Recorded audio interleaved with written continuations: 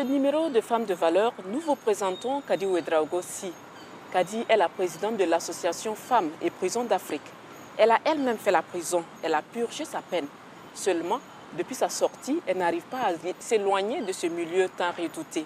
Et pour cause, le sort de ces femmes qui sont toujours privées de leur liberté d'aller et venir la préoccupe énormément. Kadi retourne encore et toujours à la Mako pour apporter soutien, réconfort et assistance judiciaire à ces femmes qui payent leurs dettes envers la société. L'histoire de Kadi nous intéresse ce soir et nous sommes ravis d'être en sa compagnie. Bonsoir. Bonsoir. Bienvenue à Femmes de valeur. Merci. Bonsoir à vous aussi, chers téléspectateurs de la RTB. Allons découvrir le portrait de Kadi Ouedraogo avec Sékou Zongo. Kadi Ouedraogo Nessi est une femme d'affaires burkinabé et présidente de l'entreprise de construction de bâtiments et travaux publics.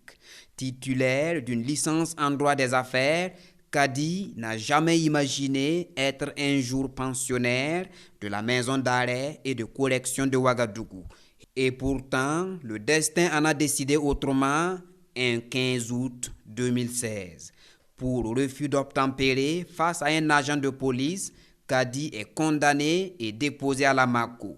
Non, sans crier son innocence, elle se résout à purger sa peine dans la dignité. Après 2 mois et 10 jours de détention, Kadi Ouedraogo Sy est libérée, mais les conditions de détention des femmes de la Mako ne la laissent pas indifférente. Elle entreprend alors d'améliorer les toilettes des femmes détenues, une solidarité qui est allée au-delà. L'amélioration de l'alimentation et des soins de santé participe à son combat. C'est d'ailleurs là que lui vient l'idée de la création d'une association pour mieux agir au profit des femmes de la maison d'arrêt et de correction de Ouagadougou. L'association Femmes et Prisons d'Afrique voit le jour. Nous sommes le 4 janvier 2017. Désormais, en plus des actions pour améliorer le quotidien des détenus, Kadi et ses collaborateurs leur apportent une assistance juridique. Des actions qui ne passent pas inaperçues. En 2017, cette désormais militante des droits humains a vu ses efforts récompensés par International Bridges to Justice, une organisation basée en Suisse. Notre femme de valeur de la semaine est lauréate du prix Justice Maker 2017. De quoi galvaniser cette brave femme qui promet ne pas se reposer tant que des femmes seront toujours incarcérées dans les prisons d'Afrique. Kadi Ouedraogo Nessi est mariée et grand-mère de 15 petits-enfants. Cela dit, Kadi Ouedraogo, vous avez fait la prison et vous avez passé environ 2 mois et 10 jours d'incarcération. Exactement. Qu'est-ce qui vous a envoyé là-bas? J'ai eu plus ou moins une altercation avec un policier qui m'a tiré dessus et qui a été faire un procès verbal dans lequel il disait que c'est moi qui ai tenté de le tuer. Et malheureusement, c'est dans une époque où c'était dans l'air du temps de protéger les policiers et je suis passé à la casserole. J'ai été plus ou moins... Parce que le jour du procès, malgré que j'ai été déposé pour tentative de meurtre, ça a sauté, ils ont retenu que le refus d'obtempérer. Mais c'était en fait pour couvrir le policier qui avait tiré sur moi. Mais ça, ce n'est pas le plus important. C'est ce que j'ai souvent l'habitude de dire. On dit souvent que les voies du Seigneur sont impénétrables. Et quand je suis arrivé, honnêtement, la première semaine, j'étais fâchée de voir qu'on pouvait bafouer les droits des gens comme ça et puis vous déposer à la Mako. Mais au fur et à mesure que le temps passait, je me suis intéressée à mes co-détenus et tout. Et j'étais très sensible à leur situation parce que moi, j'avais à manger. On m'amenait à manger et je me suis rendu compte qu'il y en a qui n'avaient pas à manger. Le repas que la Mako donnait était franchement infect. Ça, c'est le premier point. Le deuxième point qui m'a fatigué au niveau de la Mako, c'était l'insalubrité des toilettes et de la salle. Les cellules étaient infestées de souris. Il y a eu même des serpents qui sont venus qu'on a trouvé dans les cellules. Et vraiment, et dans ce milieu, il y a des femmes qui étaient là-bas et qui ont accouché même, il y avait des bébés au niveau de la prison. Je me suis demandé comment est-ce possible. On côtoyait les souris, les salamandres, les cafards. Bon, vraiment, ce n'était pas possible. Et je ne vous parle pas des mouches et des moustiques. Et rapidement, j'ai oublié mon sort et j'ai commencé à me battre pour essayer d'améliorer le quotidien des femmes même qui étaient en prison. Alors, vous avez décidé d'agir, de venir en aide à ces femmes, améliorer leurs conditions de détention. Et pour cela, vous avez commencé à demander de l'aide à vos amis autour de vous. Voilà. Comment ça s'est passé? C'est-à-dire que pendant que j'étais en prison, mes amis m'ont amené à manger. Je me suis rendu compte qu'on était confronté à un problème, on ne peut pas conserver la nourriture. Si vous amenez aujourd'hui, on mange aujourd'hui. Et donc, c'est juste une aide ponctuelle. Je leur ai dit, bon, si vous voulez vraiment m'aider, apportez-moi des condiments. Et c'est comme ça que ça s'est organisé. Mes amis du Lions Club se sont organisés, elles m'ont amené plein de condiments. Et c'est ainsi que j'aime souvent raconter cette histoire.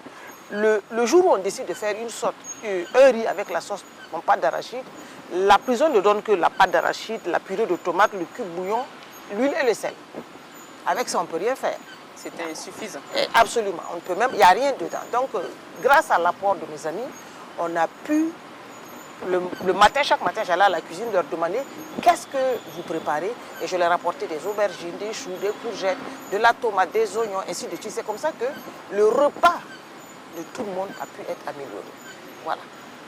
C'est vraiment, ça s'est fait d'une manière spontanée, quoi. Ça, c'est un. Deuxièmement, j'ai été confrontée à l'insalubrité des toilettes.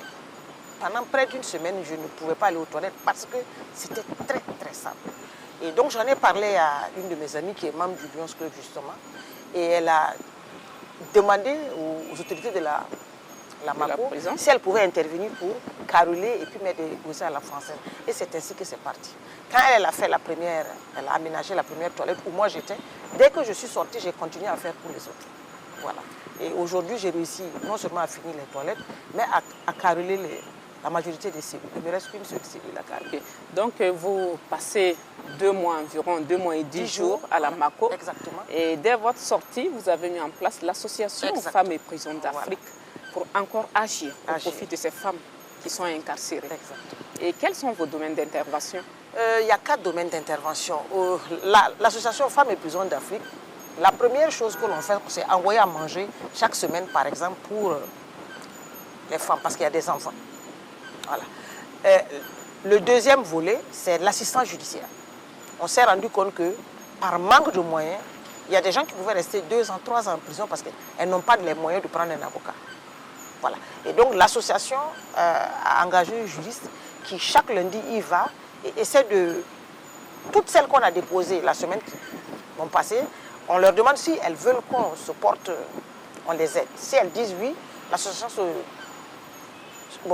devient leur représentant et on va au niveau du palais de justice essayer de faire bouger leur dossier. Et c'est ainsi qu'en l'espace d'1 an, les délais d'emprisonnement qui pouvaient aller minimum en 2 et 3 ans, on les a ramenés à 3 mois.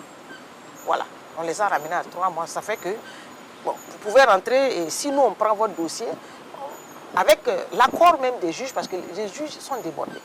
Ce que je dis souvent aux gens, en vouloir à la magistrature, c'est trop facile.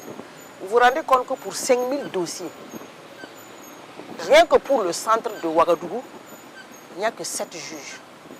Ils sont vraiment débordés. Ils sont vraiment débordés. 7 juges.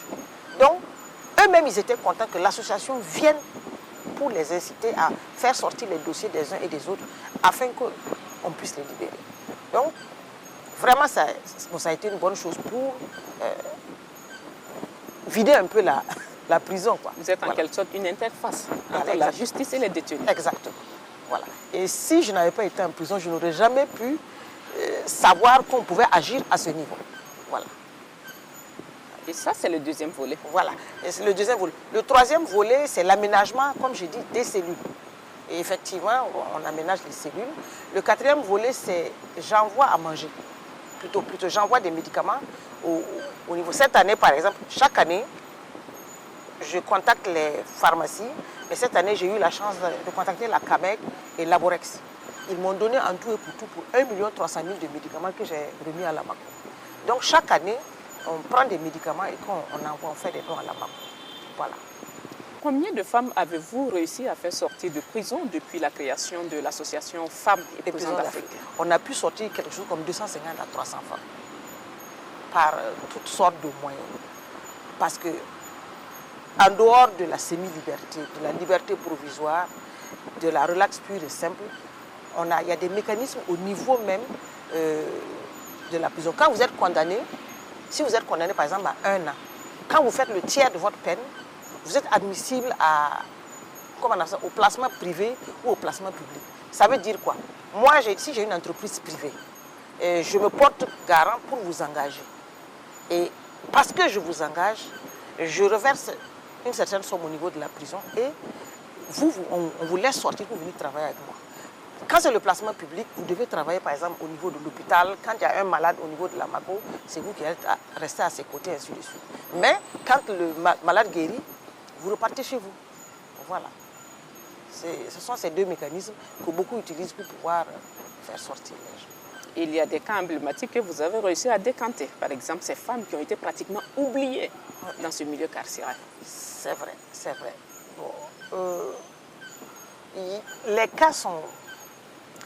Je vous donne simplement le cas d'une. Elle travaillait, elle était dame dans une grande structure. Elle a créé une association et son mari est parti avec l'argent. Bien que sachant qu'elle n'y était pour rien, pour contraindre le mari à revenir, on l'a arrêté. On l'a déposé à la MACO. Malheureusement pour elle, on l'a oublié. On l'a oublié carrément en prison. Et moi, je l'ai retrouvée en prison, je suis sortie, je l'ai laissée également là-bas.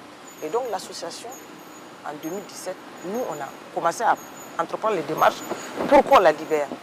Et cette dernière, normalement, quand nous, on a déposé le recours pour la liberté provisoire, le procureur a refusé. Et quand le procureur a refusé, il devait faire un rapport qui devait aller à la cour d'appel, parce qu'on a fait appel. Malheureusement pour nous, le mémo qui devait être fait par le substitut du procureur pour que ça aille au niveau de la cour d'appel, ils ont mis 10 mois pour le faire. Mais c'est simplement parce qu'ils n'ont pas de personnel. Ils sont en surcharge du travail. Ils ont mis 10 mois pour le faire. Ils sont submergés. Ouais, ils sont submergés. Donc cette pauvre femme a tapé presque 2 ans et demi, 3 ans en prison. Et vous avez été lauréate en 2017 du prix Justice Maker.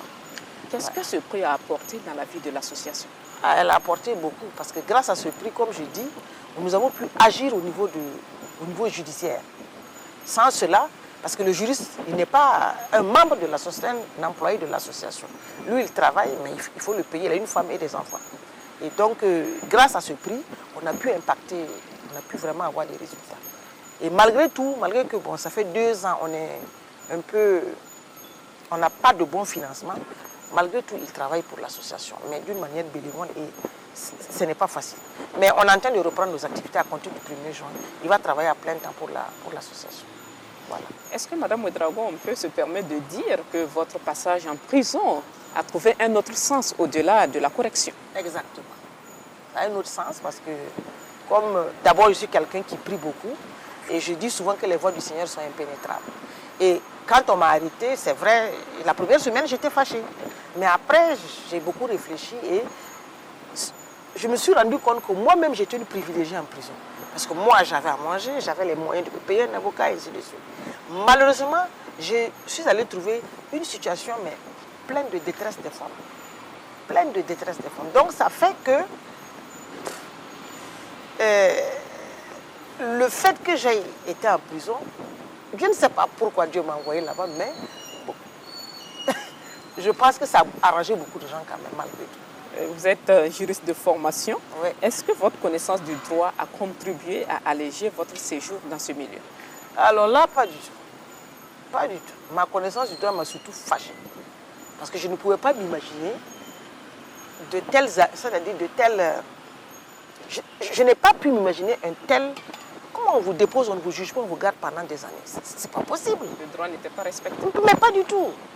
Je n'ai pas pu m'imaginer. Ni était que je suis allée en prison, je n'allais pas... Il y a certaines réalités que je n'allais pas toucher. Malheureusement, en prison, c'est ça. Voilà. Il y a beaucoup d'innocents, bon, mais il y a des coupables aussi. Et c'est le système qui fait ça. Et comme je vous ai expliqué, les juges ne sont pas nombreux. Les juges ne sont pas nombreux. Et malheureusement, ici aussi, quand tu as un problème avec la police ou la gendarmerie, les enquêtes ne sont pas menées correctement. Voilà. ne sont pas menées correctement. Donc on vous dépose et puis bon. Est-ce que pour celui qui a passé 2 mois et 10 jours en prison, on peut parler de réinsertion après sa sortie? Non, je ne me suis pas réinsérée, j'ai continué juste mes activités. Parce que j'avais des activités avant qu'on me dépose en prison. Lesquelles? Bon, je suis une femme, je peux dire une femme d'affaires, je me bats, j'ai une entreprise de construction. J'ai également, je gère le restaurant de la commission de l'UEMOA. J'ai plein d'autres activités, ça n'a rien à voir avec... Est-ce qu'après votre sortie, vous avez eu affaire à des regards malveillants ou des mots désobligeants? Bon, d'abord, quand j'ai voulu créer l'association, tout autour de moi, les gens n'ont pas voulu. Mes amis, mes soeurs, oui, c'est un milieu, il faut les laisser. Je dis, bon, chacun sa sensibilité. Vous serez parti en prison, vous serez sorti. Comme plein d'autres, vous ne voudrez plus entendre parler de la prison. Mais moi, ce que j'ai vu là-bas m'interpelle. Je ne peux pas faire comme si je n'y étais pas passé. Comme si je ne suis pas au courant de ce qui se passe là-bas. Donc, je vais continuer à y aller. On m'a libéré un vendredi, le dimanche, j'étais à la messe là-bas. Je suis allée à la messe le dimanche. À la prison? Oui. On m'a libéré un vendredi, le dimanche, j'étais à la Mako pour la messe. Parce que j'avais pris l'habitude d'aller à la messe. Je suis allée à la messe. Le dimanche qui suivait également. Et chaque semaine, les week-ends, j'envoyais à manger aux femmes là-bas. Donc, ce n'est pas la même chose. C'est-à-dire, d'autres personnes, j'ai vu d'autres personnes qui sont sorties de la prison et qui ne veulent même pas passer devant la Mako. Mais moi, non, je ne suis pas comme ça. Est-ce que les hommes qui sont détenus aussi bénéficient des mêmes actes de l'association comme les femmes? Sauf si je suis interpellée. Si je suis interpellée, je peux vous faire des démarches pour vous. Mais sinon, je ne m'occupe pas d'office de ça. Mais les médicaments que j'envoie, c'est pour tout le monde, par exemple. Bon, voilà. Ainsi que les mineurs, je m'occupe aussi un peu des mineurs. Et par exemple, quand je vais donner à manger pour les femmes, je vais donner aussi aux mineurs. Mais pour les hommes, je ne peux pas, ils sont trop nombreux. Vous vous rendez compte, la Mako doit prendre 750 personnes. Et de moi, ils sont 2500. C'est pas possible. C'est pas possible. Comment est-ce que vos enfants et votre époux ont traversé ces moments difficiles pendant votre détention? Surtout mon mari, alors là, il n'a pas supporté. Et quand je suis sortie, comme j'ai dit, quand j'ai voulu créer l'association, il n'était pas content. Mais maintenant, bon, ça va. Ça va. Voilà. Et mes enfants aussi, non, ils n'étaient pas contents, mais bon, ça va. Et il m'a été d'un très grand soutien. Là, je ne sais pas si beaucoup de maris feraient ce qu'il a fait. Quoi. Vraiment, il était à mes côtés. Voilà, vous êtes parti en prison du fait d'une altercation avec un agent de police. Exactement.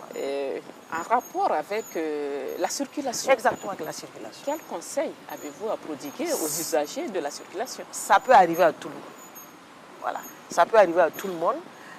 De ne pas se dire que c'est des parias qui sont en prison, mais vous pouvez sortir de chez vous et puis vous avez un problème. Après que j'ai créé l'association, il y a un Européen qui est venu, qui a fait un accident de la circulation. Il n'a pas su, il a fui. On lui a dit de fuir, il a fui. Mais quand on l'a attrapé, on l'a déposé 8 mois en prison. Il était venu pour un projet. C'est pour vous dire, de la même manière, vous pouvez vous retrouver à l'hôpital, vous pouvez vous retrouver en prison, ça n'a rien à voir avec vous êtes un bandit, vous n'êtes pas un bandit, c'est tout. Voilà. Vous avez été jugé coupable. Ouais. Même si vous estimez encore qu'il y a eu de l'abus? Ah si, absolument. Il y a eu de l'abus. Mais bon, comme je dis, je passe là-dessus. Donc on peut estimer que vous avez surmonté cette épreuve? Absolument, j'ai surmonté l'épreuve. Est-ce que vous avez pardonné celui qui a été à la hauteur des faits? Je ne pense même pas à lui. Je vous assure. Je ne pense même pas à lui. Voilà, il a participé à un moment. Je vous dis, les voies du Seigneur sont impénétrables. J'ai accepté ça comme ça. Donc je ne pense même pas à lui. À la limite, je me souviens pas de son nom, quoi. Voilà. Avez-vous l'impression que le sort de ces femmes incarcérées à la Mako a considérablement amélioré depuis votre passage dans ce milieu? C'est vrai, le sort a été vraiment... Au niveau même des infrastructures, ça n'a rien, mais alors rien à voir avec ce que moi je t'ai venu trouver. Et au niveau de... Actuellement, il y a beaucoup de personnes qui sont sensibilisées et qui leur viennent en aide. Voilà, il y a des dons. Bon, vraiment, je me rappelle qu'au mois de mars, la SGBB a donné pour le 8 mars du riz pour la Mako. Ils en ont tellement reçu, les femmes surtout, qu'on m'a demandé de garder ça chez moi en attendant. Il n'y a même pas de place pour stocker. C'est pour vous dire à quel point les gens leur donnent. Voilà. En dehors de ces gestes occasionnels, Qui sont ceux qui vous soutiennent au quotidien? Au quotidien, en fait, je fais un projet. Par exemple, chaque année, pour la Tabaski et la Noël, je tue un bœuf et je vais leur donner la viande. Je donne aux femmes et je donne aux mineurs. Okay. Et donc, par exemple, la Tabaski est proche. Un mois à l'avance, je suis à Lyomois. Les gens de Lyomois vont me donner de quoi. Et j'ai également, moi-même j'ajoute, j'ai des amis qui ajoutent. Et on achète un bœuf de 300, 350 000, on tue, on va leur donner. Pour Noël, c'est pareil. Voilà, donc on a des petits projets comme ça. Et on réussit à boucler pour on va leur donner. Voilà, il y a un artiste aussi qui fait des dons au sein de la prison. Freeman Tapili. Est-ce que vous êtes en contact? Exactement, on est en contact. Il organise chaque année le festival Vent de Liberté. Et il le fait dans toutes les prisons justement du Burkina. Et il est formidable. Il est vraiment formidable. On travaille aussi avec la coach Lady Sonia, qui est plus ou moins burkinabé. Et elle est venue ici pour le 8 mars. Elle a fait un don au niveau de la Mako. Et vraiment, c'était formidable. Voilà. Nous, on est prêts à travailler avec toutes sortes de... Tant que c'est pour l'intérêt des prisonniers, on est partant. Pour mieux vivre en prison. Exactement. Voilà. J'ai envie de souligner un petit truc là. Et vous avez fait un passage à la télévision nationale. Oui.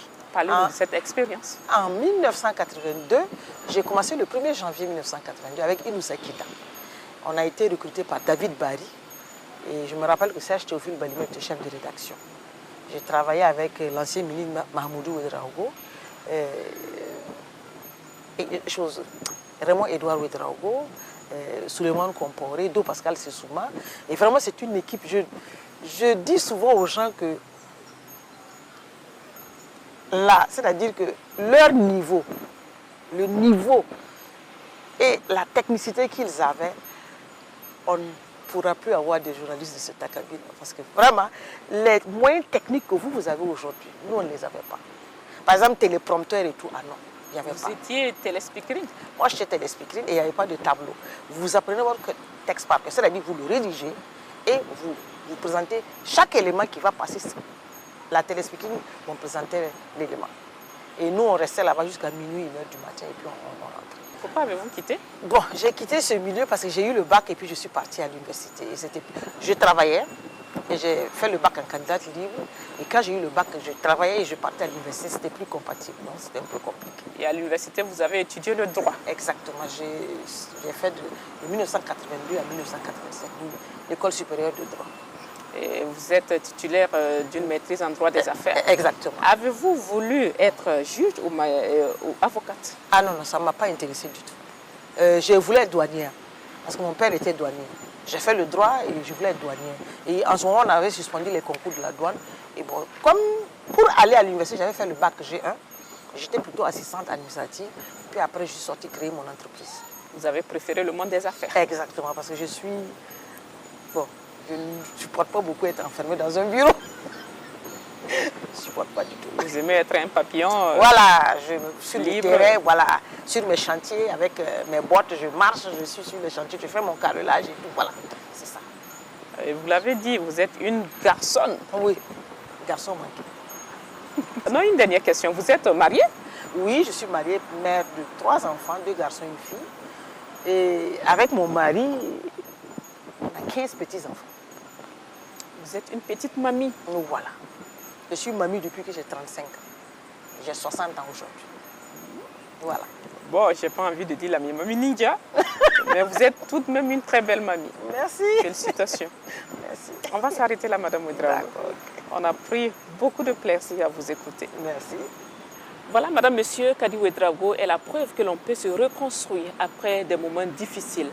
Cela ne veut pas dire qu'il faut revivre sa vie comme si rien ne s'est passé, mais qu'il faut tirer des leçons de cette expérience douloureuse.